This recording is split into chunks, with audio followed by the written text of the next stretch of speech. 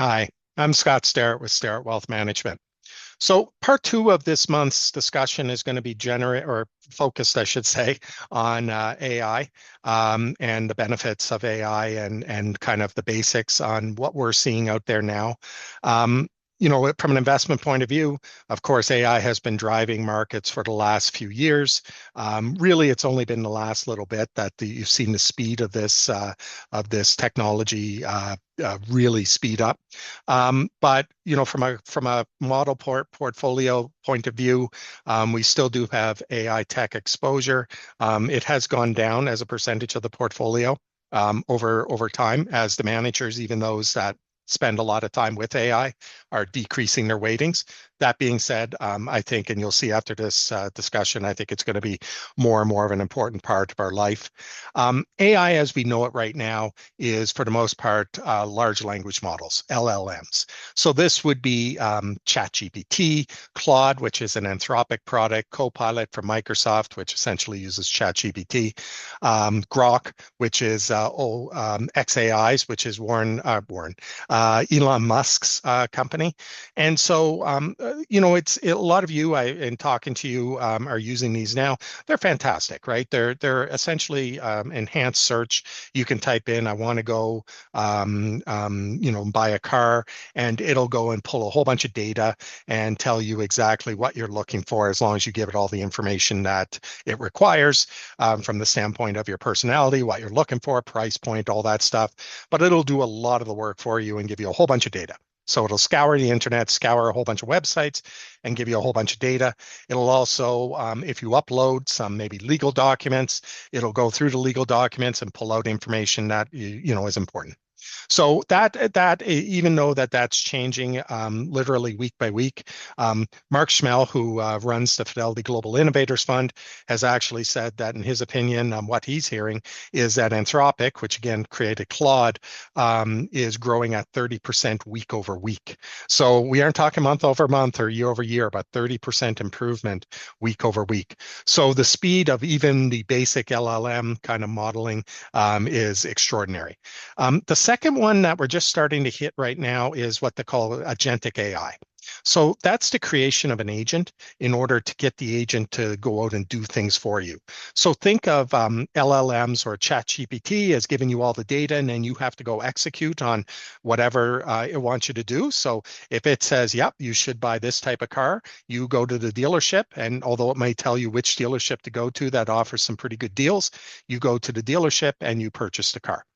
Agentic AI means that you're actually creating an agent. So an agent, just like it sounds, will go out and do things on your behalf. So if we use my car example, it would do all the research for you, come up with some suggestions, and of course you could put in some safeguards to say it needs a yes or no before it goes out and buys it. But if you don't know what you're doing, it will go out and purchase the car, and all of a sudden you could have a car showing up in your driveway the next day because you've asked your agent to go do all this. Obviously, that technology is quite extraordinary. It's also quite scary, as you can imagine. The people now using agents through such open source companies like OpenClaw are really professionals using it now. They're using it on what's called a closed system for the most part, which means that you don't give the agent the ability to do a whole bunch of things on your behalf using your credit cards or bank accounts or social insurance numbers or anything like that. So, but it is an area that is becoming more and more prevalent. It's also an area that's being used by a lot of these technology companies in order to code. You basically ask your agent that you want to create this type of program, and it'll work 24/7 to create the program. The holy grail, as it were, of AI at this point is what's called artificial general intelligence. That's the ability for the AI to reason. Like I said right now, it gives you the data, it interprets the data for you, but it doesn't actually reason on your behalf or reason on what the outcome should be or what they think the outcome is. Now, again, there's a lot of discussion around this AGI kind of thought process. Mark Schmel, again, going back to his comments last week, he feels in who he's talking to around the San Francisco area, which are, of course, the hotbed of of AI technology, he feels this is a 2026, 2027 event, that one of these companies or all the companies will form the ability to have general AI within this year or next year. If that were to happen, that would be a fundamental change in the world. It would be a fundamental change in how we do things, and it would be an absolute leap on the technology side. So we'll see if that happens. But it appears as though it's something that a lot of people are focusing on, and whether it's here already or is going to be here in the next year or two, it'll be, like I said, a life-changing event. The biggest outcome or the biggest unknown is the amount of power or compute that is required in order to run these programs. You hear about data centers being built and companies like NVIDIA, which are having to come up with amazingly complex chips and systems in order to create all this information and all this data processing ability. And the industry is causing, or sorry, referring to these as a tokenization of AI. And what that means is every time you use and type in a query into ChatGPT, for example, and you say, please find me a car, every one of those characters or words uses a token. Every answer that it gives you uses a token. And so the industry measures the output as a token. And each token is therefore broken down into token per watt. So a watt is a measurement of power.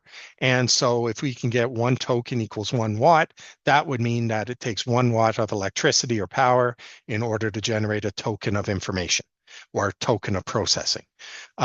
The reality is that's one of the goals now is to, because we know we only have so much power, we're already hearing about shortages of power, in the power grid in the US and certain areas and data centers not being able to be hooked up onto the grid because there's essentially no power. Nuclear energy at some point, people are guessing will be able to deal with that. But for now, we have to use the traditional electrical grid in order to deal with these things. And so one of the focuses for companies like NVIDIA and some of these other chip manufacturers and companies is to get down their token per watt to 2 or 3 or 4 or 10 or 20 tokens per watt of energy. And that would immensely improve the ability to have more and more compute. Think of it as have more and more of processing speed and processing ability so that all this data that's being generated and being created through us typing in things into ChatGPT or agents being created will allow these tokens to be more efficient.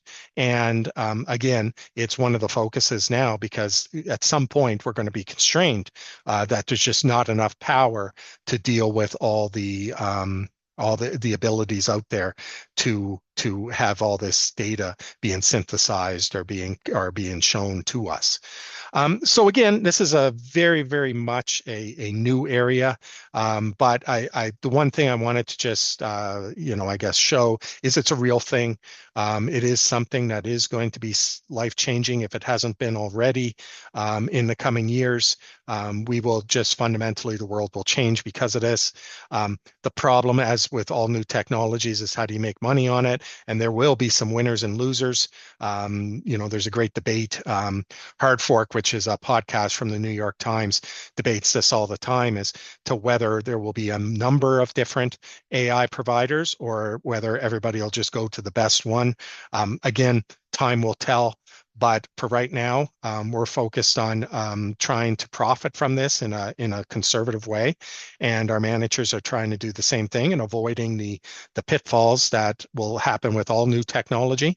And so we aren't going to be cutting edge with our investments into this, but we are going to keep monitor it, not only for helping us run our business and ensure that we're delivering to you really high quality, well-researched information, but as well to make sure that we're able to invest accordingly. And if this is as life-changing as what a lot of people, including myself, think, that it is going to be something that we could profit on. So again, if you do have any questions on any of this, please do reach out. Otherwise, we'll be in touch soon and more than happy to talk about this more in depth or talk about anything from an investment side. We'll continue to watch the situation in Iran, continue to watch AI, continue to watch everything that's going on out there, including interest rates, and work accordingly to make sure the portfolio's well suited in order to take advantage and protect.